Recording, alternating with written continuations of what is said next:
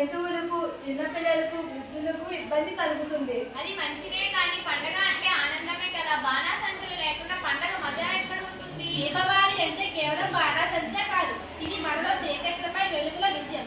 మనం పర్యావరణాన్ని కాపాడుతూ కూడా ఆనందంగా జరుపుకోవచ్చు. పండగ అంటే కేవలం బాంబులు కాల్చడమే కాదు, ఆనందాన్ని కూడా పంచడం. ఈసారి మనం దీపాలను వెలిగిద్దాం, పూలతో ఇంటిని అలంకరిద్దాం. అవును, హరిత దీపావళి జరుపుకున్నాం. దీపాలు వెలిగించి, చెట్లు నాటి పర్యావరణాన్ని కాపాడుదాం. మన చిన్న చిన్న మార్పులే పెద్ద ఫలితాలను ఇస్తాయి. మన గాలి, మన ఊరు, మన భూమి మన చేతుల్లోనే ఉంది. ప్రకృతి కాపాడటమే నిజమైన పండగ.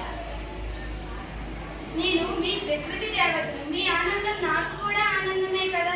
కానీ మీరు కలుషితం చేస్తే నాకు కూడా బాధ కలుగుతుంది కదా. అందుకే మీరు నాటే ప్రతి మొక్క ప్రేమకు చిహ్నం కావాలి. మీరు నాటే ప్రతి మొక్క ప్రేమకు చిహ్నం కావాలి. మీరు వెలిగించే ప్రతి దీపం భవిష్యత్ తరాలకు బహుమతి